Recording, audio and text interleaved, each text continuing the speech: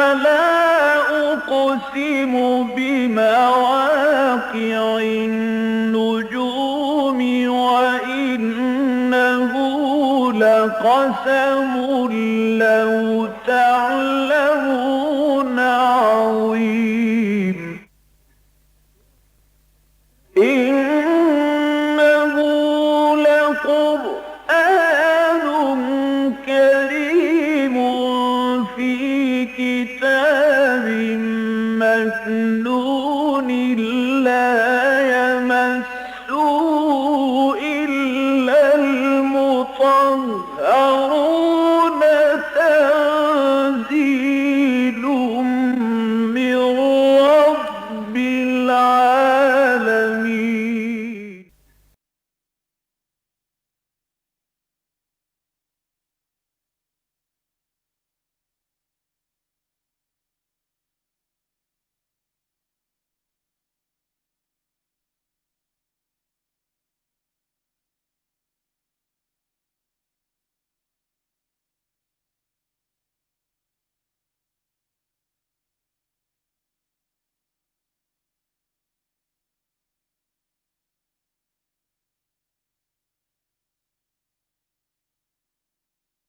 نحمده ونصلي على رسوله الكريم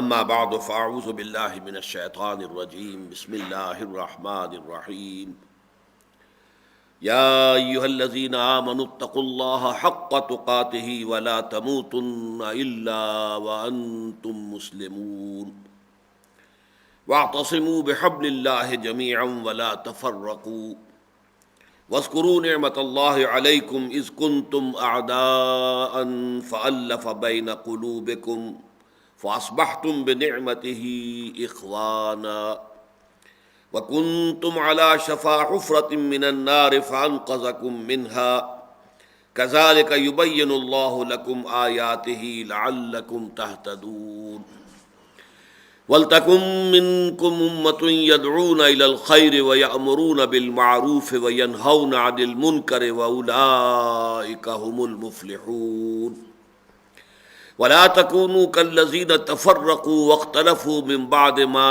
جَاءَهُمُ الْبَيِّنَاتُ وَأُولَٰئِكَ لَهُمْ عَذَابٌ عَظِيمٌ يَوْمَ تَبْيَضُّ وُجُوهٌ وَتَسْوَدُّ وُجُوهٌ فَأَمَّا الَّذِينَ اسْوَدَّتْ وُجُوهُهُمْ أَكَفَرْتُمْ بَعْدَ إِيمَانِكُمْ فَذُوقُوا الْعَذَابَ بِمَا كُنتُمْ تَكْفُرُونَ وَأَمَّا الَّذِينَ ابْيَضَّتْ وُجُوهُهُمْ فَفِي رَحْمَةِ اللَّهِ هُمْ فِيهَا خَالِدُونَ تِلْكَ آيَاتُ اللَّهِ نَتْلُوهَا عَلَيْكَ بِالْحَقِّ وَمَا اللَّهُ يُرِيدُ ظُلْمًا لِّلْعَالَمِينَ وَلِلَّهِ مَا فِي السَّمَاوَاتِ وَمَا فِي الْأَرْضِ وَإِلَى اللَّهِ تُرْجَعُ الْأُمُورُ صدق اللہ العظیم رب اشرح لی صدری ویسر لی امری واحلل عقدۃ من لسانی یفقہوا قولی اللہم ربنا الہمنا رشدنا واعذنا من شرور انفسنا اللہم ارنا الحق حقا وارزقنا اتباعہ وارنا الباطل باطلا وارزقنا اجتنابہ اللہم وفقنا لما تحب وترضى آمین یا رب العالمین۔ یہ سورہ آل عمران کا 11واں رکوع ہے، اور اگرچہ اس کی ابتدائی 3 آیات کا میں تفصیل کے ساتھ درس دے چکا ہوں، تو بقیہ رکوع کے مضامین کی مناسبت سے پہلی ان 3 آیات پر بھی اجمالاً گفتگو ضروری ہے۔ تمہیداً یہ بات دوبارہ نوٹ کر لیجئے کہ سورہ بقرہ اور سورہ آل عمران جو آپس میں جوڑے کی شکل میں ہیں، انہیں بہنیں بھی آپ کہہ سکتے ہیں، دونوں کا معاملہ یہ ہے کہ دونوں کے تقریباً برابر نصف 2 حصے ہیں۔ پہلے حصے میں اہل کتاب سے خطاب، جو کہ سورہ بقرہ میں بنی اسرائیل سے ہے، یہود سے ہے، اور سورہ آل عمران میں نصارہ سے ہے، جو ہم پڑھ چکے ہیں۔ دونوں صورتوں کے جو دوسرے حصے ہیں، سورہ بقرہ کا بھی نصف ثانی اور سورہ آل عمران کا بھی نصف ثانی، اس میں خطاب ہے امت مسلمہ سے۔ اور آپ دیکھیں گے کہ دونوں جگہ پر یا ایھا الذین آمنوا سے خطاب ہوتا ہے، 19واں رکوع ہے سورہ بقرہ کا، یا ایھا الذین آمنوا استعینوا بالصبر والصلاۃ ان اللہ مع الصابرین ولا تقولوا لمن یقتل فی سبیل اللہ اموات بل احیاء ولکن لا تشعرون وَلَنَبْلُوَنَّكُمْ بِشَيْءٍ مِّنَ الْخَوْفِ وَالْجُوعِ وَنَقْصٍ مِّنَ الْأَمْوَالِ وَالْأَنفُسِ وَالثَّمَرَاتِ وَبَشِّرِ الصَّابِرِينَ الَّذِينَ إِذَا أَصَابَتْهُم مُّصِيبَةٌ قَالُوا إِنَّا لِلَّهِ وَإِنَّا إِلَيْهِ رَاجِعُونَ أُولَٰئِكَ عَلَيْهِمْ صَلَوَاتٌ مِّن رَّبِّهِمْ وَرَحْمَةٌ وَأُولَٰئِكَ هُمُ الْمُهْتَدُونَ۔ یہ 5 آیات ہیں، یہ تمہید ہے خطاب بے امت مسلمہ سے سورہ بقرہ میں۔ یہاں آپ دیکھیں گے کہ تقریباً حجم تو اس سے بھی کچھ بڑا ہی ہے، لیکن آیات 3 ہیں۔ سورہ آل عمران میں یہ 3 آیات اسی کے مقام پر آ رہی ہیں کہ جب خطاب امت مسلمہ شروع ہو رہا ہے تو آغاز میں یا ایھا الذین آمنوا اتقوا اللہ حق تقاتہ ولا تموتن الا وانتم مسلمون۔ اب اس میں جو ایک اور قابل ذکر بات ہے وہ یہ ہے، ان دونوں صورتوں میں سورہ بقرہ میں اس 19ویں رکوع سے ایک رکوع قبل اور سورہ آل عمران میں اس 11ویں رکوع سے جو اگلا رکوع آ رہا ہے 12ویں رکوع میں امت مسلمہ کی غرض تاسیس بیان ہوئی ہے۔ آپ کہہ سکتے ہیں قرارداد تاسیس، جیسے تنظیم اسلامی ہے اس کی قرارداد تاسیس ہے۔ کس لیے یہ تنظیم قائم کی جا رہی ہے؟ مرکزی انجمن خدام القرآن ہے، اس کی قرارداد تاسیس ہے۔ کیا مقاصد ہیں، کن چیزوں کے لیے اور کن امور پر جد و جہد کے لیے یہ انجمن قائم کی جا رہی ہے؟ تو اس اعتبار سے بڑا اہم سوال ہے کہ ایک امت، اور امت کے لفظی معنی کیا ہے؟ ہم مقصد لوگوں کا اجتماع، جمعیت۔ اما یا امو کہتے ہیں ارادہ کرنا، قصد کرنا۔ آمین البیت الحرام، وہ حاجی حضرات جو جا رہے ہوتے ہیں بیت اللہ کی طرف، کوئی ہندوستان سے چل رہا ہے، کوئی پاکستان سے روانہ ہو رہا ہے، کوئی امریکہ سے آ رہا ہے، کوئی یورپ سے آ رہا ہے، کوئی افریقہ سے آ رہا ہے، یہ سب کیا ہے؟ آمین البیت الحرام، یہ اللہ تعالیٰ کے اس محترم گھر کی طرف قصد کرنے والے ہیں، جا رہے ہیں۔ تو اما یا امو اسی سے لفظ بنا ہے امام۔ امام وہ ہے جس کی پیروی کی جاتی ہے، جس کا کہ گویا کہ آپ قصد کر رہے ہیں کہ جو کچھ وہ کرے گا وہی ہم کریں گے، جو وہ حکم دے گا وہ ہم بجا لائیں گے۔ اسی لیے ایک شاہراہ کو بھی امام کہتے ہیں، بے امام مبین، کہ یہ جو قوم سمود کے مسکن تھے اور پھر اس کے بعد جو ہے قوم مدین کے اور پھر یہ عمورہ اور صدوم کی بستیاں، یہ ایک شاہراہ پر واقع ہوئی تھی کہ جو شام سے یمن تک جو ہے ایک تجارتی قافلے کی گزرگاہ تھی۔ تو وہ شاہراہ جو ہے اس کو بھی آدمی فالو کرتا ہے، پیچھے پیچھے چلتا ہے، اس راستے کے اوپر پڑھ رہا ہوتا ہے، اس کا ارادہ اس نے کیا ہوتا ہے۔ تو امہ جو ہے اس لفظ سے بنا ہے۔ امت کا معنی ہوں گے ہم مقصد لوگ، لیکن یہ کہ وہ مقصد ہے کیا؟ یہ امت مسلمہ، امت محمد، سابقہ امت مسلمہ، امت موسیٰ علیہ السلام، یہ آخر ان کا مقصد کیا ہے؟ تو اس مقصد کو معین کیا گیا ہے سورہ بقرہ میں بھی اور سورہ آل عمران میں بھی۔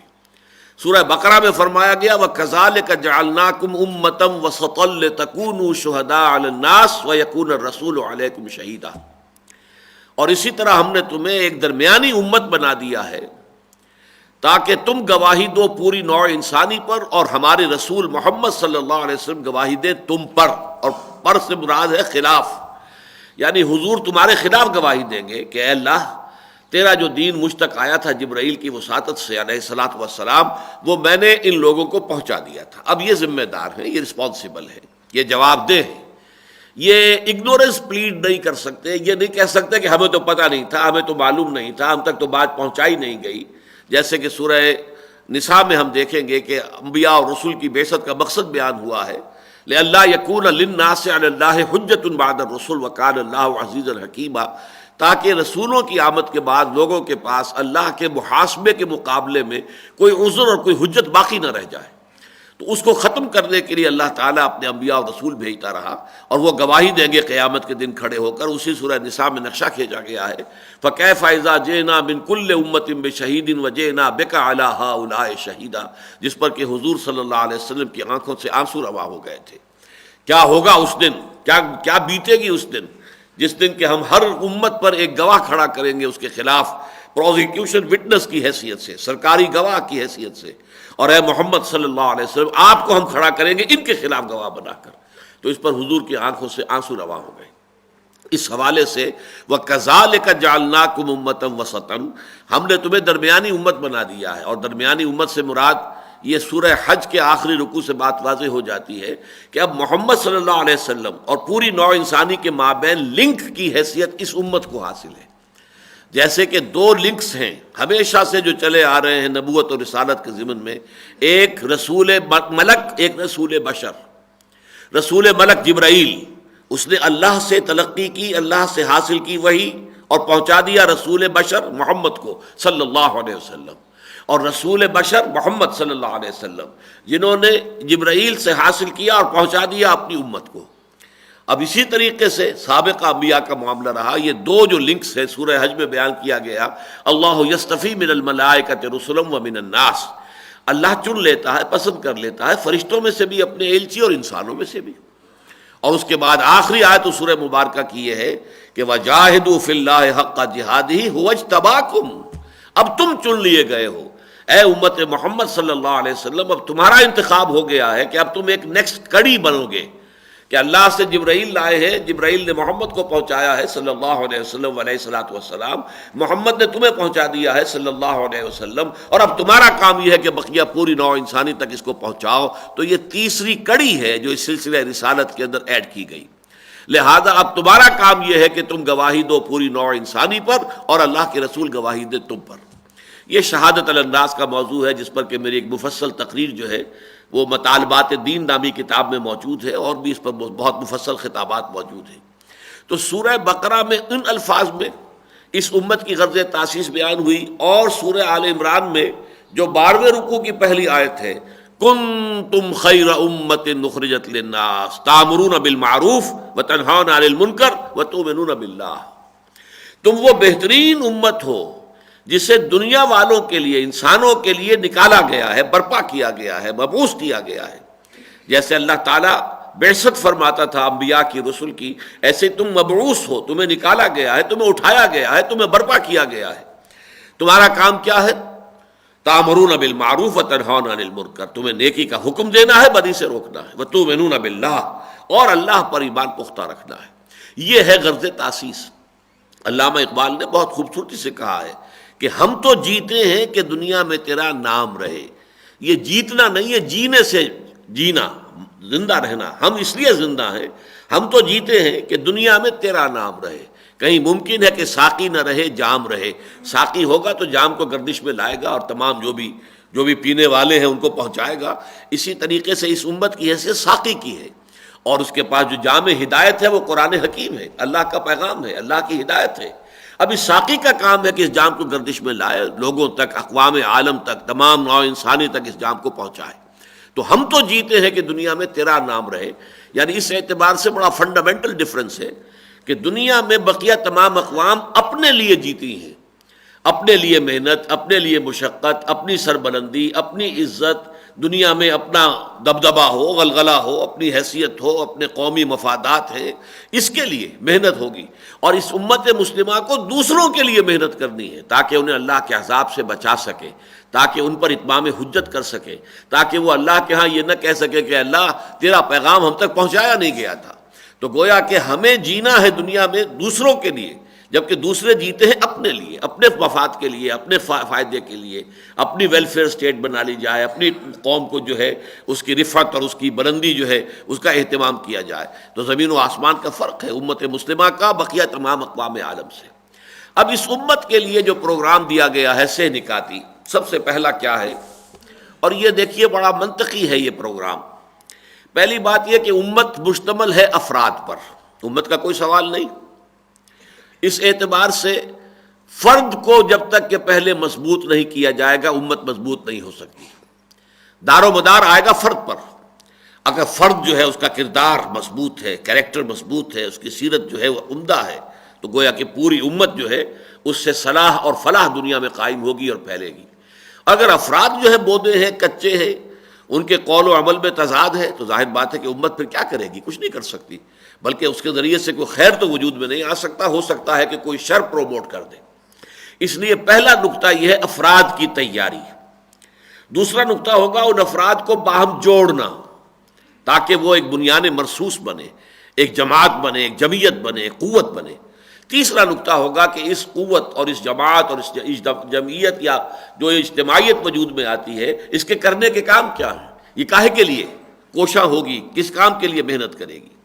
تو پہلا نقطہ ہے یا ایھا الذین آمنوا اتقوا اللہ حق تقاتہ ولا تموتن الا وانتم مسلمون، اے ایمان کے دعوے دارو، اے ایمان لانے والو، اللہ کا تقوی اختیار کرو جتنا کہ اس کے تقوی کا حق ہے، اور ہرگز مت مرنا مگر فرما برداری کی حالت میں، ولا تموتن، ہرگز مت مرنا، الا وانتم مسلمون، مگر اس حال میں کہ تم مسلم ہو، فرما بردار ہو۔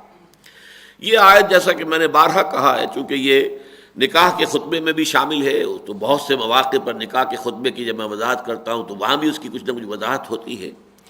میرے مطالعے میں آج تک بھی میں یہ کہہ رہا ہوں کہ آج تک کے مطالعے میں بھی یہ آیت قرآن مجید میں سب سے زیادہ تاکیدی آیت ہے، سب سے گاڑھی آیت ہے تقوی کی تاکید پر، اس لیے کہ جو الفاظ یہاں استعمال ہوئے ہیں اس کو سن کر واقعتاً اور بجا طور پر صحابہ گھبرا گئے۔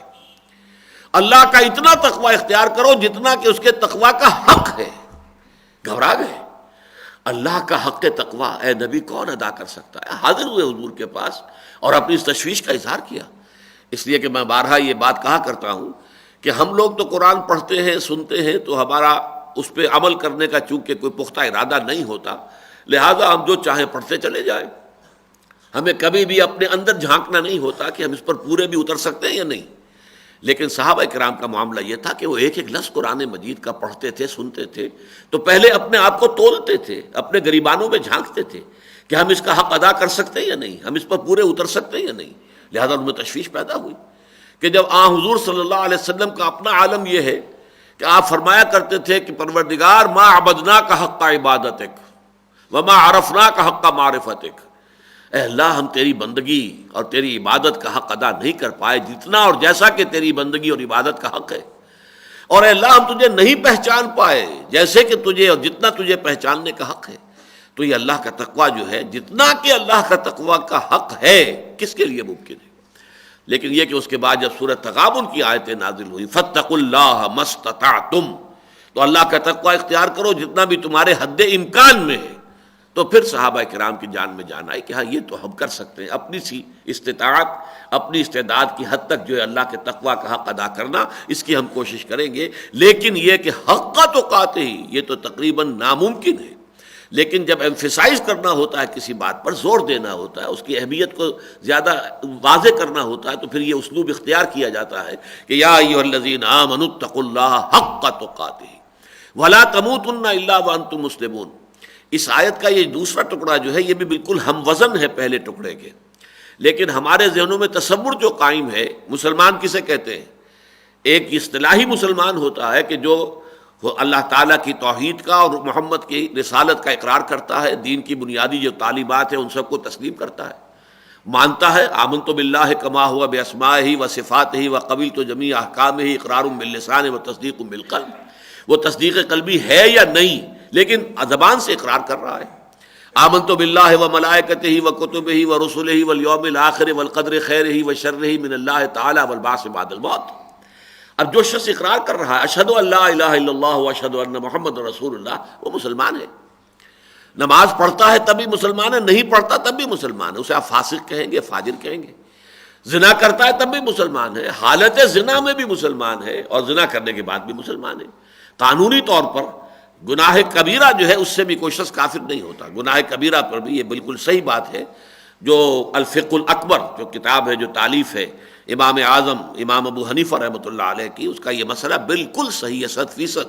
گناہ کبیرہ سے بھی کوئی مسلمان کافر نہیں ہوتا، لیکن اس گناہ کی حالت میں وہ اس طرح کا مومن بھی نہیں رہتا جیسا کہ مومن اسے ہونا چاہیے۔ اس کا دل میں وہ ایمان پختہ نہیں رہتا اس وقت۔ اگر وہ ایمان پختہ ہو تو وہ گناہ کا کیسے صدور ہوگا؟ یقین ہو کہ اللہ ہے اور مجھے دیکھ رہا ہے اور مجھے مر کر اس کے حضور میں حاضر ہونا ہے، تو کیسے وہ اللہ کے کسی حکم کو توڑے گا؟ تو جہاں تک حقیقی ایمان کا تعلق ہے، حقیقی ایمان حقیقی اسلام ایک ہی بات ہے، اور قانونی ایمان قانونی اسلام ایک دوسری بات ہے۔ قانون ہر شخص مومن ہے ہم میں سے، لیکن کتنا کچھ ایمان ہمیں واقعتاً حاصل ہے، اب یہ ہر شخص اپنے گریبان میں جھانک کر خود دیکھ سکتا ہے۔ اس لیے اگر یہ سمجھا جائے کہ مت مرنا مگر مسلمان تو مر رہے ہیں سب، دن رات جو مسلمان مر رہے ہیں وہ حالت اسلامی میں مر رہے ہیں، ان کی جا کر ہم جنازہ پڑھتے ہیں، انہیں دفن کرتے ہیں، ان کی تدفین ساری ایک مسلمان کے انداز میں ہوتی ہے۔ یہ مطلب یہاں نہیں ہے، یہاں پر لفظ مسلم کا مطلب یہ ہے کہ واقعتاً فرما بردار. مسلم کسے کہتے ہیں؟ جس نے کہ اللہ تعالیٰ کے احکام کی مخالفت ترک کر دی ہو، جس نے کہ ڈھال رکھ دی ہو، جو اللہ تعالیٰ کے سامنے سرنڈر کر چکا ہو. چمی گویم مسلمانم بے لرزم کہ دانم مشکلات لا الہ الا. علامہ اقبال کہتے ہیں کہ جب میں یہ کہتا ہوں کہ میں مسلمان ہوں تو مجھ پر تو لرزہ طاری ہوتا ہے، اس لیے کہ میں جانتا ہوں کہ مسلمان ہونے کے معنی کیا ہے. یہ لا الہ کہہ دینا آسان ہے، اس پر پورا اترنا بہت مشکل ہے. لہذا مت مرنا مگر فرما برداری کی حالت میں. اب اس کا ذرا آپ تجزیہ کیجیے. کس کو معلوم ہے کہ موت کب آئے گی؟ کسے یقین ہے کہ ابھی 2 گھنٹے ہیں موت کے آنے سے پہلے، میں شراب پی کر چند گھنٹے میرے پاس ہیں، نشہ بھی اتر جائے گا اور میں نشے کی حالت سے نکل آؤں گا اور پھر موت آئے گی؟ کسی کو معلوم نہیں. کیا پتا کہ اہم کسی گناہ کے عمل میں انسان ملوث ہو اور اسی وقت اس کی جو جان ہے وہ فرشتہ آ کر نکال لے، تو کس حالت میں اس کی موت واقع ہوئی؟ وہ مسلمان تو اس وقت نہیں تھا، حقیقتاً مسلمان تو نہیں تھا، قانوناً مسلمان تھا. وہ اگر زنا بھی کر رہا تو مسلمان ہے قانوناً، حقیقتاً تو وہ مومن نہیں رہا، حقیقتاً مسلم نہیں رہا. وہ نافرمان ہے، اس وقت فرما بردار تو نہیں ہے، اللہ کے حکم کے خلاف کام کر رہا ہے، اللہ کی اطاعت تو نہیں کر رہا. اس اعتبار سے وہ جو احادیث ہیں کہ کوئی شخص لا یزنی زانی ہی نہ یزنی وہو مومن، کوئی زانی حالت ایمان میں زنا نہیں کرتا، ولا یسرق سارق ہی نہ یسرق وہو مومن، اور نہ ہی کوئی چور حالت ایمان میں چوری کرتا ہے، ولا یشرب الخمر ہی نہ یشرب وہو مومن، نہ کوئی شرابی حالت ایمان میں شراب پیتا. جب یہ کام وہ کر رہا ہوتا تو ایمان جو حقیقی ایمان ہے اس کے دل میں موجود نہیں ہوتا. گویا کہ حقیقتاً وہ مسلم نہیں ہے اس وقت، حقیقتاً نہ مومن ہے نہ مسلم ہے، قانوناً مومن بھی ہے مسلم بھی ہے.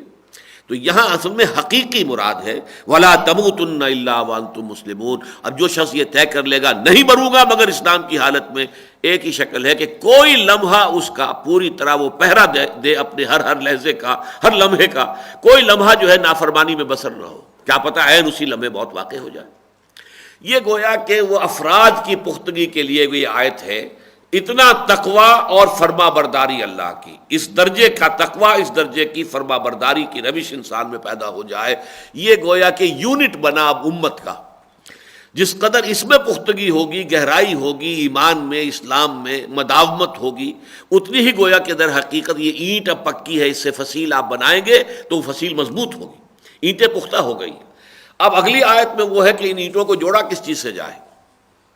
وَاعْتَصِمُوا بِحَبْلِ اللَّهِ جَمِيعًا وَلَا تَفَرَّقُوا، اور سب کے سب مل کر اللہ کی رسی کو مضبوطی سے تھام لو اور تفرقے میں مبتلا نہ ہو. اب یہ ہے افراد کو جوڑنے والی شے. یہاں جو حبل اللہ سے مراد کیا ہے، ظاہر بات ہے کہ اس کی وضاحت کی ضرورت ہے. قرآن مجید کا اصول یہ ہے کہ قرآن مجید میں اگر کوئی شے وضاحت طلب محسوس ہو تو ہمیشہ رجوع کرنا چاہیے فرمان نبوی، حدیث نبوی صلی اللہ علیہ وسلم کی طرف، اس لیے کہ اللہ تعالیٰ نے خود فرمایا ہے کہ وہ آپ کا فرض منصب ہی ہے. انزلنا الیک الذکر لتبین للناس ما نزل الیہم، اے نبی ہم نے یہ ذکر آپ پر نازل کیا ہے تاکہ آپ واضح کریں لوگوں کے لیے وہ شے جو ان کے لیے اتاری گئی ہے. قرآن محمد کے لیے نازل نہیں ہوا صلی اللہ علیہ وسلم، یہ تو نوع انسانی کی ہدایت کے لیے نازل ہوا، لیکن محمد پر نازل ہوا صلی اللہ علیہ وسلم. اب حضور کے 2 کام ہیں، ایک اس قرآن کو پہنچا دینا، بلغ ما انزل الیک من ربک وان لم تفعل فما بلغت رسالتہ، ایک ایک حرف اس کا آپ پہنچا دیجئے، اس میں سے کوئی ایک حرف کا، ایک شوشے کا کتمان بھی نہ ہو. اگر خدا نہ خواستہ بالفرض محال ایسا ہوا تو گویا کہ فریضہ رسالت کی ادائیگی میں کوتاہی شمار ہو جائے گی. لیکن اس کے بعد اگر کہیں وضاحت کی ضرورت ہے تو آپ کا کام ہے اس کی وضاحت کرنا بھی، اس لیے کہ اللہ تعالیٰ نے حضور کو وہ بصیرت بھی عطا کی تھی. مجھے قرآن بھی عطا کیا گیا، وہ اوتی تو قرآن ومثلہ معہ، اور قرآن جیسی اور شے بھی دی گئی ہے. وہ اور شے کیا؟ وہ بصیرت باطنی ہے، وہ اللہ تعالیٰ کی طرف سے الہامات اور القاءات ہیں جو ہوتے تھے محمد رسول اللہ پر، ان کی روشنی میں آپ قرآن مجید کی باتوں کی وضاحت فرماتے تھے. تو واعتصموا بحبل اللہ جمیعا، اللہ کی رسی کو مضبوطی سے تھام لو. تو اللہ کی رسی سے مراد کیا ہے؟ اس پر اگرچہ مفسرین نے تو بہت سے اقوال نقل کیے ہیں، اسلام ہے، کلمہ طیبہ ہے، ولا اور چیزیں ہیں، لیکن یہ کہ اس پر حضور صلی اللہ علیہ وسلم کی متعدد احادیث جو ہے اس پر گواہ ہیں کہ آپ نے گویا کہ شرح کی ہے حبل اللہ کی، کہ حبل اللہ کون سی ہے. حضرت علی رضی اللہ تعالیٰ عنہ کی روایت ہے، حضور نے فرمایا ایک مرتبہ انہا ستکون فتنۃ، القریب ایک بہت بڑا فتنہ رونما ہوگا. حضرت علی فرماتے ہیں میں نے عرض کیا کہ اے اللہ کے رسول مل مخرج منہا یا رسول اللہ، اس فتنے سے نکلنے کا راستہ کون سا ہوگا؟ فرمایا کتاب اللہ، فتنوں سے بچانے والی اور فتنہ اگر آ جائے تو اس سے نکالنے والی ایک ہی شہر وہ اللہ کی کتاب ہے۔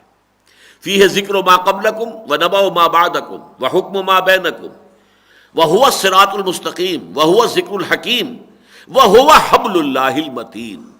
یہ فصاحت و بلاغت نبوی کی ایک بہت اہم مثال ہے۔ یہ حدیث بڑی طویل ہے، 3 4 چھوٹے چھوٹے جملے ایک ردیف اور قافیے کے اندر آئے ہیں بڑے خوبصورت انداز میں۔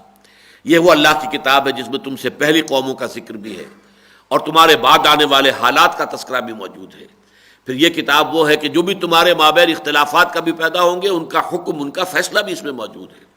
یہی ذکر حکیم ہے، یہی صراط مستقیم ہے جس کی اللہ سے استدعا کرتے ہو اہدنا الصراط المستقیم، اور یہی حبل اللہ المتین ہے، یہی ہے اللہ کی مضبوط رسی۔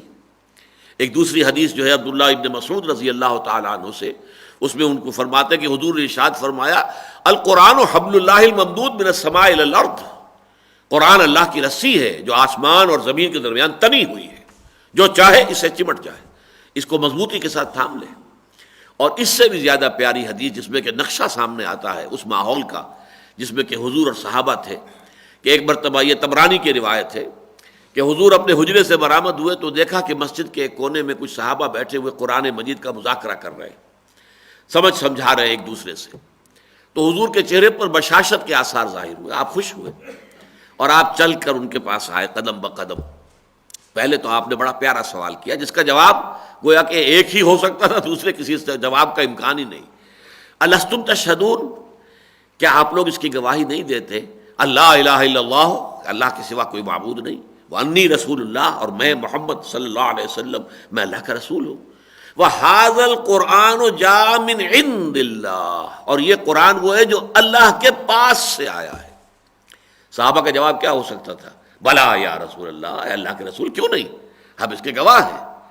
تب آپ نے فرمایا فَاسْتَبْشِرُوا، تو خوشیاں مناؤ، جشن مناؤ، فَإِنَّ هَذَا الْقُرْآنَ، تو یہ قرآن وہ شے ہے کہ طرفہ بِأَيْدِيكُمْ وَطَرفہ بِيَدِ اللَّهِ، اس کا ایک سرا تمہارے ہاتھ میں ہے اور ایک سرا اللہ کے ہاتھ میں ہے۔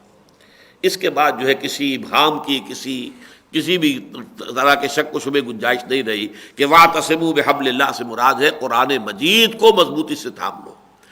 البتہ جمیعاً کے بارے میں دو آراء ہیں۔ جمیعاً جو ہے سب مل جل کر تھام لو، یہ بھی معنی اس کے ہو سکتے ہیں، اور پورے قرآن کو تھامو۔ یہ نہ ہو کہ قرآن مجید کے حصے بکھرے کر لو، جیسا کہ ہمارے ہاں ہو گیا ہے، بالفعل ہو گیا ہے۔ آپ دیکھیں گے کہ مثلا ہمارے ہاں کے لوگ ہیں، علماء ہیں، واعظ ہیں، وہ ایک خاص قسم کی آیات ہی کی تلاوت کریں گے اپنے تقاریر میں، وہ دوسری قسم کی چیزیں ان کی تقاریر میں، خطبات میں، وعظ میں آئیں گی نہیں۔ لیکن یہ کہ ضرورت اس بات کی ہے کہ قرآن مجید کے یہ حصے بکھرے نہ کیے جائیں۔ الذین جعلوا القرآن عضین، یہ سورہ ہجر میں جو آیا ہے کہ جنہوں نے قرآن کو بوٹیاں بنا دیا، قرآن کا قیمہ کر دیا ہے، اڑائے کچھ ورق لالے نے، کچھ نرگس نے، کچھ گل نے، چمن میں ہر طرف بکھری ہوئی ہے داستاں میری، اور اڑالی قمریوں نے، طوطیوں نے، اندلیبوں نے، چمن والوں نے مل کر لوٹ لی طرز فغاں میری، کہ کسی کے پاس کچھ ہے، کسی کے پاس کچھ ہے۔ وَاعْتَصِمُوا بِحَبْلِ اللَّهِ جَمِيعًا، اللہ کی رسی قرآن کو مضبوطی کے ساتھ تھامو، سب مل کر، اور پورے قرآن کو۔ اور اللہ کا شکر ہے کہ ہم نے جہاں، اس میں کوئی شک نہیں کہ ہم نے اپنی دعوت و تحریک کے لیے بڑی اہمیت دی مطالعہ قرآن حکیم کے ایک منتخب نصاب کو، کہ جس کے دروس دیے، پے بپے دیے، بار بار دیے، تاکہ قرآن مجید کے وہ مضامین لوگوں کے سامنے پوری طریقے سے واضح ہو جائیں، ذہن نشین ہو جائیں۔ لیکن پھر ہم نے رمضان مبارک میں دورہ ترجمہ قرآن، پورے قرآن مجید کا جو ہے 1 مہینے کے اندر ترجمہ کرتے ہوئے اس میں سے گزر جانا، اس کو بھی ہم نے یوں سمجھیے کہ ہماری تنظیم جو ہے تنظیم اسلامی، اس کے تو باقاعدہ اس کی علامات جو امتیازی ہیں، ان میں سے ایک امتیازی خصوصیت اب یہ بن گئی ہے تاکہ وہ پورے قرآن کے ساتھ بھی ہمارا ربط ہو۔ اور درس قرآن جو 2 مرتبہ اس سے پہلے میں مکمل قرآن حکیم کا درس دے چکا ہوں، اور یہ تیسری بار ہے اب کہ پھر اثر نو تسلسل کے ساتھ پورے قرآن کا درس دے رہے ہیں۔ تو وَاعْتَصِمُوا بِحَبْلِ اللَّهِ جَمِيعًا وَلَا تَفَرَّقُوا، اس کا نتیجہ کیا نکلے گا کہ تم تفرقے میں مبتلا نہیں ہوگے، یہ گویا کہ اس کا نتیجہ ہے۔ متفرق مت ہو جاؤ۔ اور اس میں یہ بات ہم پہلے نوٹ کر آئے ہیں کہ اختلاف علیحدہ شے ہے اور افتراق علیحدہ شے ہے۔ اختلاف تو ہو جائے گا، قرآن کی آیت کی تعویل میں بھی اختلاف ہو سکتا ہے، حدیث کے مفہوم میں، مدلول میں بھی اختلاف ہو سکتا ہے۔ یہ اختلاف ہے جو امام ابو حنیفہ میں اور امام شافعی میں، امام مالک میں ہوا ہے۔ یہ اختلافات اپنی جگہ ہیں، جینوئن ہیں، افتراق یہ ہوتا ہے کہ تم من دیگرم تو دیگری، اب اس کو اتنا زور دے دینا ان اختلافات کے اوپر کہ اس کی وجہ سے مستقل فرقوں میں تقسیم ہو جائیں، اپنی علیحدہ جو ہے پہچانیں معین کر لیں، اپنے شاعر علیحدہ کر لیں، اپنے آپ کو دوسروں سے جدا کریں، مسجدوں پر بھی لکھ دیا جائے مسجد فلاں فلاں حنفیہ، اور اس میں لکھا ہوا بھی ہو کہ فلاں مسلک بریلوی جو ہے اس کی یہ مسجد ہے، یہ فلاں مسلک کی مسجد ہے، گویا کہ مسجد علیحدہ ہو رہی ہے۔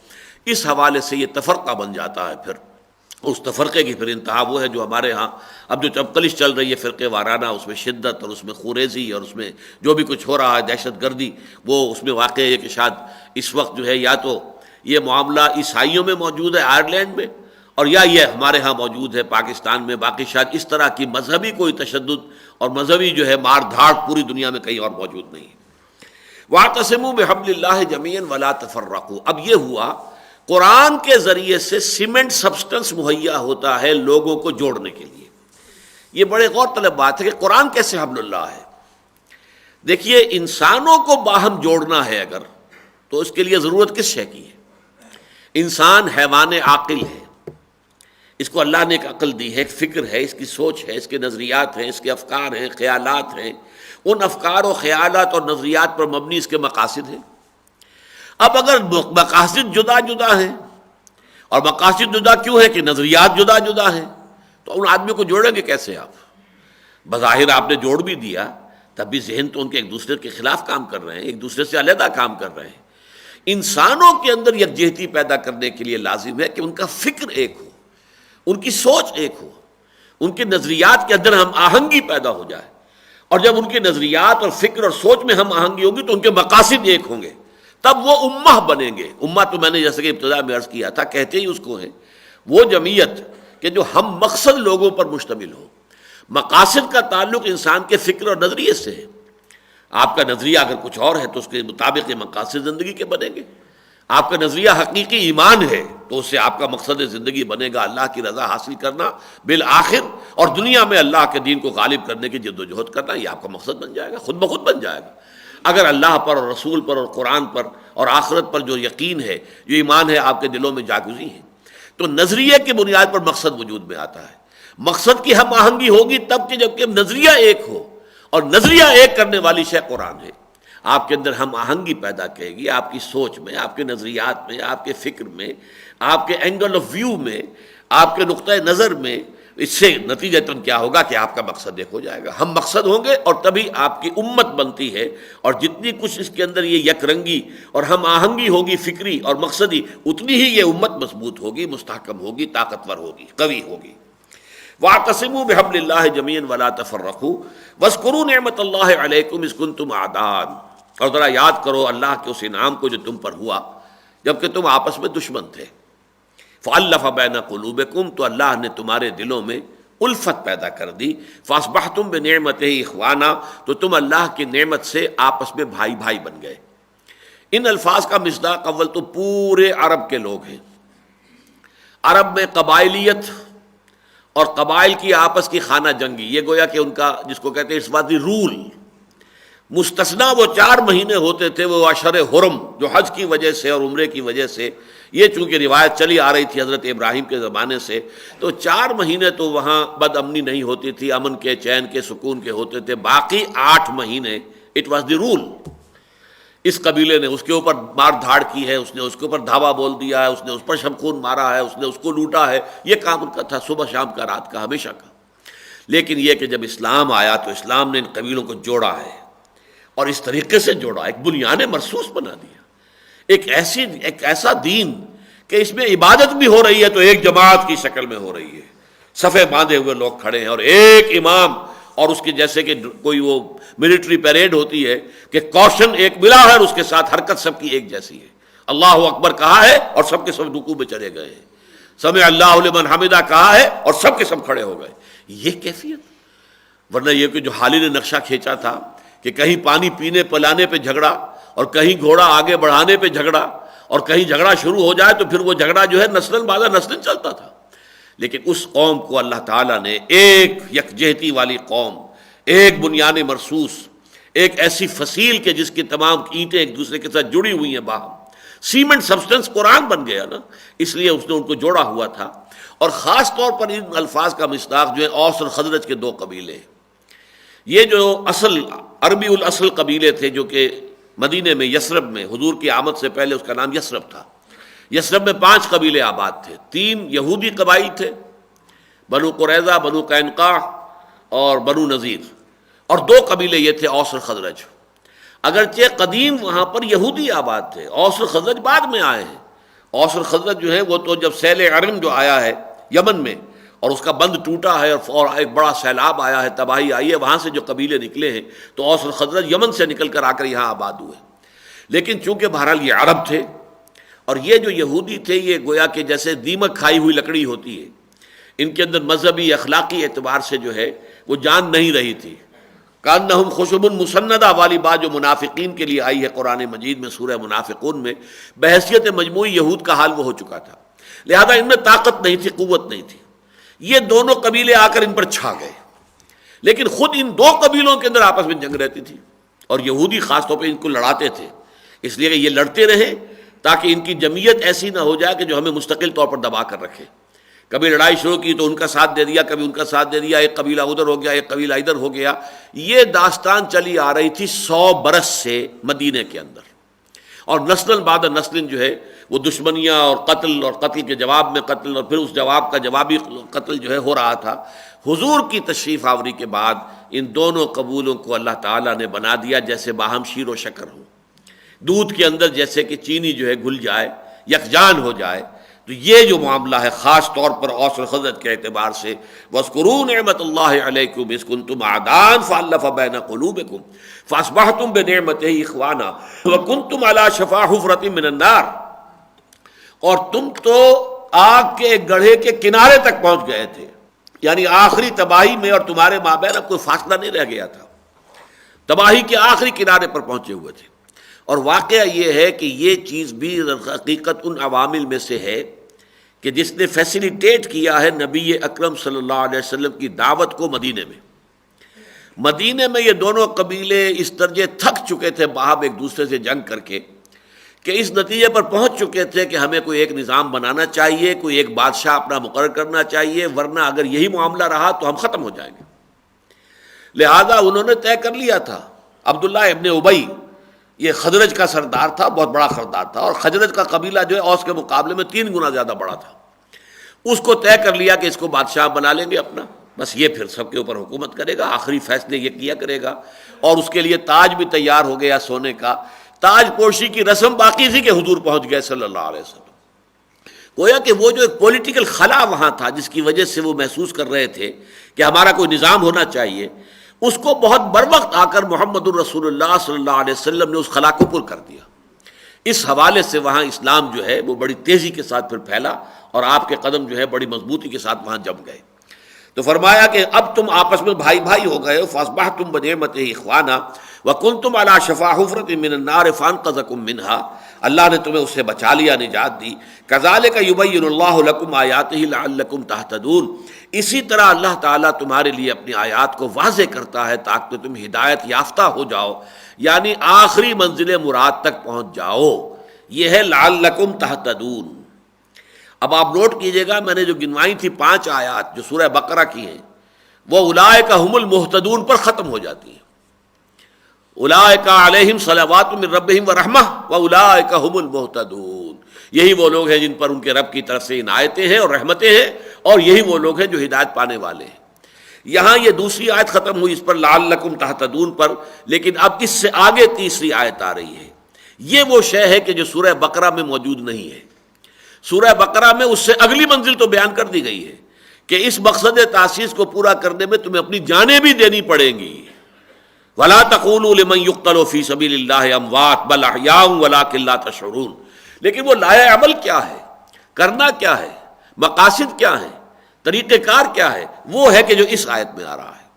وَلْتَكُن مِّنكُمْ أُمَّةٌ يَدْعُونَ إِلَى الْخَيْرِ وَيَأْمُرُونَ بِالْمَعْرُوفِ وَيَنْهَوْنَ عَنِ الْمُنكَرِ وَأُولَٰئِكَ هُمُ الْمُفْلِحُونَ، اور چاہیے کہ تم میں سے ایک ایسی جماعت وجود میں آئے، یا تم سے ایک ایسی جماعت وجود میں آئے جو 3 کام کرے صرف، یدعون الی الخیر، خیر کی طرف بلائیں، یامرون بالمعروف، نیکی کا حکم دے، وَيَنْهَوْنَ عَنِ الْمُنْكَرِ، اور منکر سے روکیں، وَأُولَٰئِكَ هُمُ الْمُفْلِحُونَ، اور یہی لوگ ہوں گے آخر کار فلاح پانے والے، اپنی شخصیتوں کی کما حقہ تعمیر کر لینے والے، جیسے کہ اللہ چاہتا ہے۔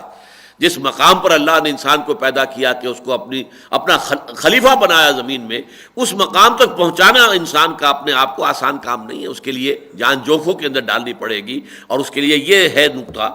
اب دیکھیے یہاں ایک بڑی خوبصورت تقسیم ہو گئی ہے، 3 آیتوں میں سے نکاتی لایا بلایا، پہلی آیت میں ایک نقطہ، دوسری میں دوسرا نقطہ، تیسری میں تیسرا نقطہ، لیکن یہ نقطہ 3 نکات پر مشتمل ہے۔ ایک تو منکم کے بارے میں جان لیجیے 2 آراء ہیں، وَلْتَكُمْ مِنْكُمْ أُمَّةٌ، ایک تو یہ ہے کہ تم میں سے ایک ایسی امت ہونی چاہیے، یہ من تبعیضیہ کہلائے گا، اور ایک یہ تم سے ایک ایسی امت وجود میں آنی چاہیے، یہ گویا کہ بیانیہ کہلائے گا۔ چنانچہ عرب کہتے تھے للامیر من اولادہ جند، ہمارا جو امیر ہے اس کی تو اولاد ہی ایک لشکر کی شکل میں ہے۔ یہاں من جو ہے بیانیہ ہے، تبعیضیہ نہیں ہے کہ اولاد میں سے کچھ لشکر ہے، نہیں، وہ اولاد اللہ نے اس کو اتنی دی ہے، ابن سعود کی طرح 50 بیٹے دے رکھے ہیں، تو وہ تو خود ہی گویا کہ ایک لشکر ہے اپنی جگہ پر۔ للامیر من اولادہ جند، اس کی تو اپنی اولاد میں ایک لشکر موجود ہے، تو یہ یہاں پہ تبعیضیہ نہیں ہے بلکہ یہ بیانیہ ہے، اس کی اولاد ایک لشکر کی شکل میں ہے۔ تو اے مسلمانوں، اب تمہاری جمعیت کو اس شکل میں ڈھل جانا چاہیے کہ تم 3 کام کرو صرف، یہ ہوگا بیانیہ۔ اور ایک شکل یہ ہو سکتی ہے، اور یہ اس صورت میں ہوگی کہ اگر امت، اس وقت تو اس کا کوئی امکان نہیں، جو بھی شکل تھی وہ تو پوری کی پوری امت مخاطب ہے، اور وہی امت ہے جو آگے چل کر آ رہا ہے کنتم خیر امت اخرجت للناس تأمرون بالمعروف وتنہون عن المنکر وتؤمنون باللہ، جو پوری امت اس حال میں تھی۔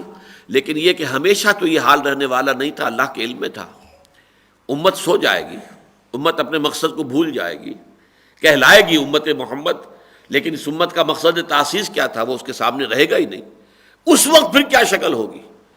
ویسے تو امت ہوگی، اب آج جو ہے 120 130 140 150 کروڑ امتی موجود ہیں، لیکن امت تو کہیں نہیں ہے، کوئی امام ان کا ایک نہیں ہے۔ پھر یہ کہ وہ مقصد زندگی جو ہے وہ تو ان کے نگاہوں سے اوجھل ہے۔ تو دنیا کی دوسری اقوام جس طرح اپنے لیے، اپنے مفادات کے لیے جد و جہد کرتی ہیں، اسی طرح یہ اپنے مفادات کے لیے، اپنے قومی مفاد کے لیے، اپنے ملکی مفاد کے لیے کوشش کر رہے ہیں، لہذا یہ دوسری قوموں کی طرح کی قوم بن گئے۔ اس وجہ سے ہو سکتا ہے جب یہ شکل ہو تو پھر اس امت میں سے ایک چھوٹی امت وجود میں آئے، جس کو ہم کہیں گے امہ ود ان امہ۔ جیسے آپ 2 الفاظ جو ہے استعمال کرتے ہیں، پارٹی ود ان پارٹی۔ ایک بڑی پارٹی تھی کانگریس، ایک اس میں فارورڈ بلاک تھا سبھاش چندر بوس کا، تھا کانگریس ہی کا حصہ، لیکن it was in it self a party, small party with in a big party. Congress بڑی پارٹی، اور وہ فارورڈ بلاک سبھاش چندر بوس کا، وہ اس کے اندر ایک سیکشن، اس کا ایک ٹکڑا، اس کا ایک حصہ۔ یا ہم کہتے ہیں اسٹیٹ ود ان اسٹیٹ، جیسے کہ قادیانیوں نے یہاں پہ ربوہ کو اپنی ایک ریاست بنایا ہوا تھا، ریاست پاکستان کی ہے لیکن ان کی اپنی چھوٹی سی ریاست اپنی جگہ پر تھی، علیحدہ ایک ریاست ہے، اسٹیٹ ود ان اسٹیٹ۔ اسی طریقے سے امہ ود ان امہ، اس بڑی امت میں کہ جو سو گئی ہے، ایک چھوٹی امت وجود میں آئے جن کو کہ یہ سبق اپنا یاد آ جائے، جو جاگ جائے وہ دوسروں کو جگائے، مل جل کر ایک چھوٹی امت بن جائے کہ جو یہ 3 کام کرے۔ وہ 3 کام کیا ہے؟ خیر کی دعوت نمبر 1، اور سب سے بڑا خیر یہ قرآن ہے۔ ہوا خیر مما یجمعون، جو کچھ بھی یہ لوگ جمع کرتے ہیں دنیا میں، مال اور دولت، جن جن چیزوں کی قدر ہے ان کے دلوں میں، ان سب سے بڑھ کر خیر اور قیمتی شے قرآن ہے۔ اسی قرآن کے حوالے سے وہ شخص جو قرآن کو پڑھنے پڑھانے کے لیے اپنی زندگی وقف کر دے، وہ سب سے بہترین انسان ہے۔ خیرکم من تعلم القرآن وعلمہ، تم میں سے بہترین لوگ وہ ہیں جو قرآن سیکھیں اور سکھائیں، پڑھیں اور پڑھائیں، سمجھیں اور سمجھائیں۔ تو اس اعتبار سے یدعون الی الخیر کے معنی ہوں گے یدعون الی القرآن، دعوت الی القرآن، بلاؤ قرآن کی طرف، دعوت دو قرآن کی طرف۔ اسی سے اس امت کے اندر اپنا مقصد کا شعور پیدا ہوگا دوبارہ، پھر یہ پوری امت جاگ جائے گی، ہوش میں آئے گی۔ اس وقت جو کچھ ہم کر رہے ہیں وہ گویا کہ اس آیت پر عمل کر رہے ہیں۔ ایک تو یہ کہ اس اعتبار سے ہم من تبعیضیہ ہیں، ہم امت مسلمہ کی ایک چھوٹی سی امت ہے، اس کے اندر تنظیم اسلامی کے نام سے ہم نے اپنی اجتماعیت قائم کی ہے۔ اس اجتماعیت کا کام کیا ہے؟ تاکہ وہ کام جو ہے جس کو امت بھول گئی ہے اسے یاد دلائے، اور اس کے لیے سب سے پہلا قدم کیا ہوگا؟ وہ ہوگا قرآن کی طرف دعوت۔ جیسا کہ میں نے عرض کیا تھا کہ ہم نے مطالعہ قرآن حکیم کا ایک منتخب نصاب مرتب کیا، تقریباً 1/15 قرآن، اور وہ ایک جگہ سے نہیں بلکہ یہ کہ مختلف جگہوں سے آیات لی ہیں، انہیں جمع کیا ہے، صورتیں لی ہیں، ان کو جمع کیا ہے. وہ اس کو تو ذریعہ بنایا ہم نے قرآن سے ابتدائی تعارف اور قرآن کا جو فکر ہے بنیادی اور قرآن کی جو دعوت ہے بنیادی، اس کو لوگوں کے سامنے لانے کا ذریعہ بنایا اس منتخب نصاب کو. اور اس کو تو اللہ کا فضل ہے کہ ہم نے جس طریقے سے مختلف پیرایوں میں کہیں بڑے مفصل دروس، کہیں مختصر دروس، یہ سارے جو ہے شکل جو ہے میں نے اختیار کی ہے. اور یہ ظاہر بات ہے کہ اب یہ کوئی تھوڑی بات تو نہیں، 35 برس تقریباً ہو گئے. سن 65 میں لاہور منتقل ہوا تھا، جس کے بعد سے یہ کام شروع کیا.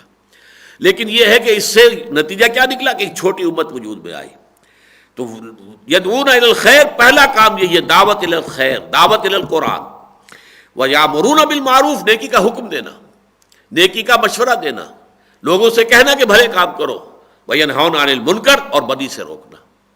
وَأُولَٰئِكَ هُمُ الْمُفْلِحُونَ، اور صرف یہی لوگ ہیں جو فلاح پانے والے ہیں. اصل کامیابی، اصل شخصیتیں جن کی پروان چڑھیں گی اس رنگ میں جس رنگ میں اللہ چاہتا ہے کہ پروان چڑھے، یہ خلیفۃ اللہ فی الارض ہونے کے واقعتاً مستحق ہوں گے کہ انہیں مانا جائے کہ ہاں یہ وہ آدم ہے کہ جس کو قرآن مجید میں اللہ نے قرار دیا ہے کہ یہ خلیفہ ہے اللہ کا زمین میں. تو تب شخصیتیں وجود میں آئیں گی جب اس پروگرام پر عمل پیرا ہوگے. اور اس میں اب آپ نوٹ کیجئے کہ آخری جو بات ہے اس کو 3 درجوں میں حضور نے تقسیم کر کے بیان فرمایا. نہی عن المنکر، نہی عن المنکر کے 3 درجے ہیں. طاقت اور قوت سے بدی کو روک دینا، یہ سب سے اونچا درجہ ہے. لیکن ظاہر بات ہے وہ طاقت ہونی چاہیے تبھی تو اس کا استعمال ہوگا. اگر طاقت ہے نہیں تو طاقت حاصل کیجئے اس مقصد کے لیے. اور اس دوران میں بھی کم سے کم زبان سے تو کہتے رہیے کہ یہ کام غلط ہے، یہ برا ہے، چھوڑ دو، خدا کے لیے باز آ جاؤ. یہ ہے وہ طرز عمل جو آج ہم اختیار کیے ہوئے ہیں. ہمارے پاس تنظیم اسلامی میں اتنی طاقت نہیں ہے کہ ہم میدان میں آ کر کہہ دیں کہ اب یہ کام نہیں ہونے دیں گے. ہم انف از انف، ہو گیا جو ہو گیا، اب نہیں ہوگا. اب یہاں کوئی بینک نہیں چلے گا، ہم گھیراؤ کریں گے، پکیٹنگ کریں گے، نہیں چلنے دیں گے کسی بینک کو. یہ نہیں کر سکتے، ہمارے پاس اتنی طاقت نہیں ہے. لیکن جب تک طاقت نہیں، کہہ تو سکتے ہیں نا، زبان تو استعمال کر سکتے ہیں. زبان ہے، قلم ہے، اور ذرائع ابلاغ جو بھی اللہ نے دے رکھے ہیں، ویڈیو ہے، آڈیو ہے، جس طریقے سے کتابیں چھپیں، رسالے چھپیں، وہ سب زبان ہی کے تحت میں آ جائیں گے. یہ دوسرا درجہ ہے. اور پھر تیسرا درجہ بھی ہے. اگر حالات اتنے خراب ہو جائیں کہ زبان کھولنی بھی ناممکن ہو جائے، زبان کھلتے ہی اندیشہ ہو کہ گدی سے کھینچ لی جائے گی، اور اگر کسی میں اتنی جرت اور ہمت نہیں ہے کہ وہ اتنا بڑا خطرہ مول لے سکے، تو ایک آخری درجہ بھی ہے جو اللہ تعالیٰ نے اپنے کمزور لوگوں کے لیے فراہم کیا ہے کہ دل سے شدید نفرت رکھے بدی کے ساتھ. اور یہ اگر نہیں ہے تو پھر ایمان ہے ہی نہیں. بدی سے نفرت نہیں ہے تو ایمان ہی نہیں. چنانچہ حدیث جو ہے حضرت ابو سعید خدری سے رضی اللہ تعالیٰ عنہ 3 درجے حضور نے بیان کیے. حضور نے فرمایا من رأى منکم منکرا فلیغیرہ بیدہ، تم میں سے جو شخص بھی کسی بدی کو دیکھے اس کا فرض ہے کہ اسے طاقت سے روکے. فإن لم يستطع، اور اگر اس کی طاقت نہ ہو فبلسانہ، تو زبان سے روکے اسے، زبان سے، قلم سے، جو بھی طریقہ ہو. اور فإن لم يستطع، اس کی بھی ہمت نہ ہو، اتنا بڑا رسک بھی لینے کو انسان تیار نہ ہو، زبانوں کے گدی سے کھینچ لیے جانے کا اندیشہ ہو، زبانوں پر تالے پڑ گئے ہو، فبقلبہ، تو دل سے شدید نفرت رکھے. وذالک اضعف الایمان، اور یہ ایمان کا کمزور ترین درجہ ہے. بہرحال اس پر جو عمل کریں گے تو ان کے لیے تو فلاح کا وعدہ ہے. اولئک هم المفلحون، ان سے اللہ کا وعدہ ہے، ان کی شخصیتیں صحیح پروان چڑھیں گی، وہ واقعتاً اللہ کے بندے بنیں گے. عباد الرحمن، وہ اللہ کے بندے، اللہ کے نیک بندے، اللہ کے محبوب بندے بنیں گے. وہ اسی شکل میں بنیں گے کہ اس سے نکاتی لائے عمل کے اوپر وہ عمل پیرا ہو جائیں. اولئک هم المفلحون، یہ حصر کا اسلوب ہے. فلاح پانے والے صرف یہی ہیں. وہ بڑی امت جو سوئی ہوئی ہے تان کر، لمبی تان کر سوئی ہوئی ہے، اس سے فلاح کا وعدہ نہیں ہے. فلاح تو اس سے نکاتی لائے عمل پر عمل پیرا ہونے سے اس کی امید ہو سکتی ہے کہ کی جائے. اب دیکھیے بقیہ آیات جو ہیں اسی کی مزید وضاحت کہہ لیجئے، اس کی تاکید کہہ لیجئے، مثبت اور منفی انداز میں اس کو اور مزید اجاگر کیا گیا ہے. وَلَا تَكُونُوا كَالَّذِينَ تَفَرَّقُوا وَاخْتَلَفُوا مِن بَعْدِ مَا جَاءَهُمُ الْبَيِّنَاتُ، اور ان لوگوں کے مانند نہ ہو جانا جو متفرق ہو گئے، ٹکڑیوں میں بٹ گئے، اور جنہوں نے اختلاف کیا اس کے بعد کہ ان کے پاس بینات آ چکی تھی. اس میں سابقہ امت کے اندر جو تفرقہ پیدا ہوا اس کی طرف بھی اشارہ ہے، اور اب جو اس امت نے تفرقہ کیا ہے پیدا اپنے اندر حضور کے اعتبار سے، بینات آ گئی ہیں، قرآن مجید کی واضح آیات آ چکی ہیں، ان کے دل گواہی دے چکے ہیں کہ یہ اللہ کا کلام ہے اور محمد اللہ کے رسول ہیں، پھر بھی وہ اختلاف کے اوپر اڑے ہوئے ہیں۔ تو گویا کہ ان کی طرف بھی اشارہ ہو رہا ہے، وَلَا تَكُونُوا كَالَّذِينَ تَفَرَّقُوا وَاخْتَلَفُوا مِن بَعْدِ مَا جَاءَهُمُ الْعِلْمُ وَأُولَٰئِكَ لَهُمْ عَذَابٌ عَظِيمٌ۔ یہ لوگ تو وہ ہیں کہ جن کے لیے بہت بڑا عذاب ہے، بہت بڑی سزا ہے۔ یوم تبیض وجوہ وتسود وجوہ، اب یہ قیامت کا نقشہ کھینچا جا رہا ہے۔ وہ دن، تصور کرو اس دن کا کہ جس دن بہت سے چہرے روشن ہوں گے، تر و تازہ ہوں گے، روشن ہوں گے، اس پر حشاشت اور بشاشت کے آثار ہوں گے۔ وتسود وجوہ، بہت سے چہرے جو ہیں ان پر تاریکی چھائی ہوئی ہوگی۔ فَأَمَّا الَّذِينَ اسْوَدَّتْ وُجُوهُهُمْ، تو وہ لوگ جن کے چہروں کے اوپر کالک ملی ہوگی، جن کے اوپر سیاہی اور تاریکی چھائی ہوئی ہوگی، اکفرتم بعد ایمانکم، ان سے کہا جائے گا کیا تم نے کفر کیا تھا ایمان لانے کے بعد؟ اب اس میں دونوں باتیں آ جائیں گی۔ وہ تورات پر ایمان لائے اور پھر تورات میں تفرقہ ڈالا، اور محمد رسول اللہ پر بھی ان کے دل ایمان لے آئے اور پھر انہوں نے انکار کیا۔ اکفرتم بعد ایمانکم، تمہارے دلوں نے گواہی دی کہ محمد اللہ کے رسول ہیں، قرآن اللہ کا کلام ہے، لیکن تم اپنی سیادت، اپنی چودراہٹ، اپنی مسندیں، اپنی حیثیت، اپنی وجاہت جو تمہیں حاصل ہے اس کو ہاتھ سے دینے کے لیے تیار نہیں تھے، اس لیے اس ایمان کے بعد تم نے کفر کیا ہے۔ تمہارے دلوں نے گواہی دے دی، حق کو تسلیم کر لیا، حق کو پہچان لیا، لیکن پھر تمہاری زبانوں نے انکار کیا۔ اکفرتم بعد ایمانکم فذوقوا العذاب بما کنتم تکفرون، تو اب چکھو مزہ عذاب کا اپنے اس کفر، اپنے کفران کی وجہ سے۔ اب دیکھیے کفر کے لفظی معنی کیا ہے؟ چھپا دینا، دبا دینا۔ یہ شکر کے مقابلے کا لفظ ہے۔ شکر کیا ہے کہ اگر آپ کے ساتھ کسی نے کوئی اچھا کام کیا ہے، آپ کی خدمت کی ہے، آپ کا احسان کیا ہے، تو آپ کے قلب کی گہرائیوں سے ایک جذبات، ایک خاص قسم کا جذبہ تشکر جسے آپ کہتے ہیں، جذبات امتنان، وہ آپ کے قلب کی گہرائی سے ابھرتے ہیں۔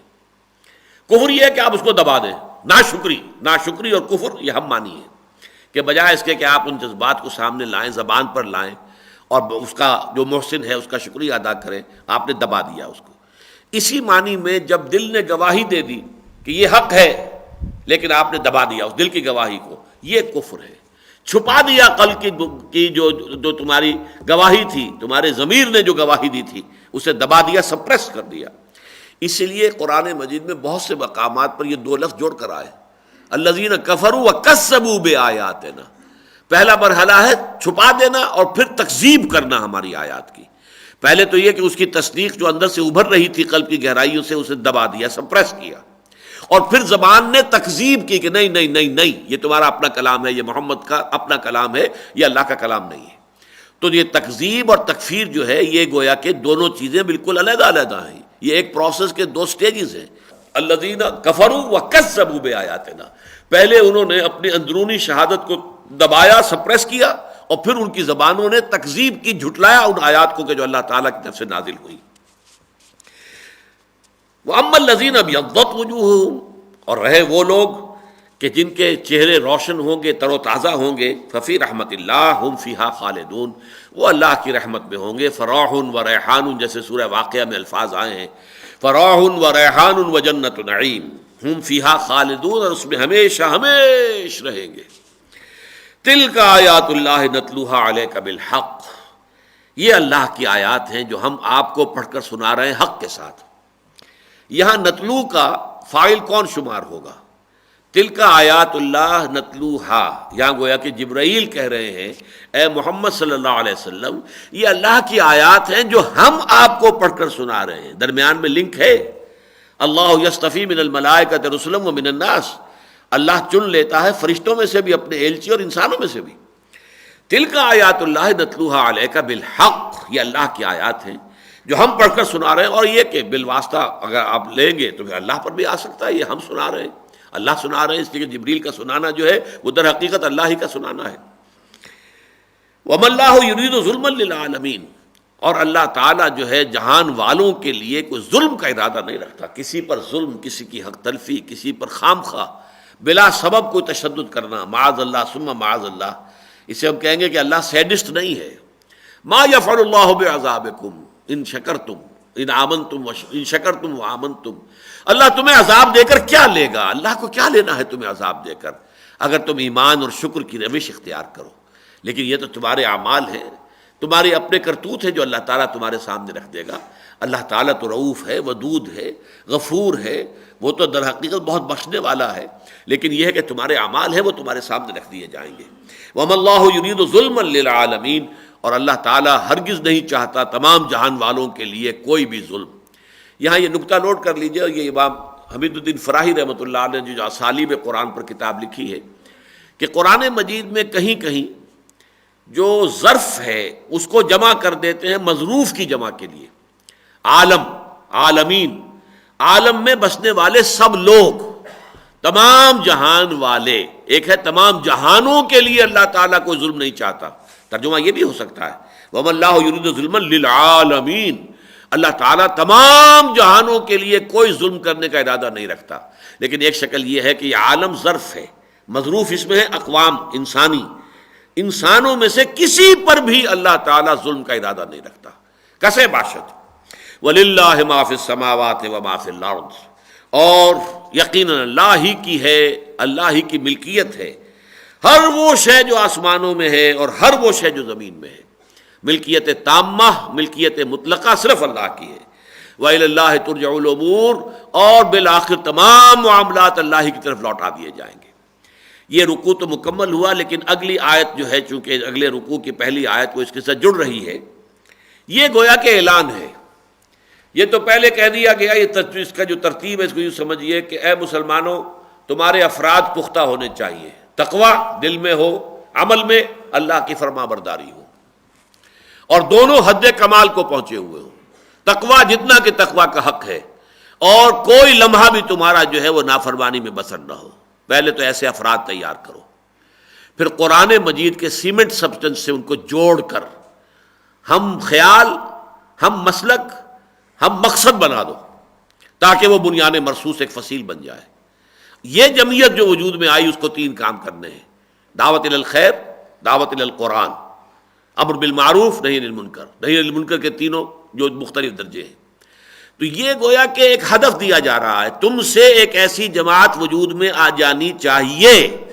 یہ من بیانیہ کہہ رہا ہوں۔ اب یہ کہا جا رہا تم ہو گئے ہو، اب تمہیں سرٹیفائی کیا جا رہا ہے، کنتم خیر امۃ اخرجت للناس، اے مسلمانوں اب تم واقعتاً بن چکے ہو وہ بہترین امت۔ جو مقصد تھا سامنے رکھا گیا تھا، اس مقصد کی تکمیل ہو گئی ہے، تم اس مقصد کو پورا کرنے والا گروہ بن کر سامنے آ گئے ہو۔ یہ سرٹیفکیٹ ہے جو اللہ تعالیٰ کی طرف سے دیا جا رہا ہے۔ کنتم خیر امۃ اخرجت للناس، اب تم ہو گئے ہو، اب تم نے شکل اختیار کر لی ہے، اب تم کوالیفائڈ ہو کہ تمہارے لیے یہ بات ہم کہہ رہے ہیں کہ تمہیں دنیا والوں کے لیے ہم نے برپا کیا ہے۔ تمہارا کام ہے تأمرون بالمعروف وتنہون عن المنکر وتؤمنون باللہ، نیکی کا حکم دو، بدی سے روکو، اور اللہ پر ایمان پختہ رکھو۔ اللہ پر ایمان پختہ ہوگا تبھی اس راہ کی مشکلات تمہارے لیے آسان ہوگی، تبھی تم اپنا سب کچھ اس کی راہ میں خرچ کر دینے کے لیے اور اپنی تمام صلاحیتیں اور اوقات اور اپنے تمام وسائل و ذرائع کے لیے وقف کرنے کے لیے تیار ہو جاؤ گے۔ آخری دار و مدار تو ایمان پر ہے، جتنا گہرا ایمان ہوگا اتنا ہی در حقیقت تمہارے اندر اس کام کے لیے ارادہ بھی ہوگا اور پختگی بھی ہوگی، استقامت بھی ہوگی، صبر بھی ہوگا، اور اس کے اوپر تم پوری طریقے سے کاربند رہ سکو گے۔ اللہم ربنا اجعلنا منہم، اللہم ربنا اجعلنا منہم، اللہم ربنا اجعلنا منہم، آمین یا رب العالمین۔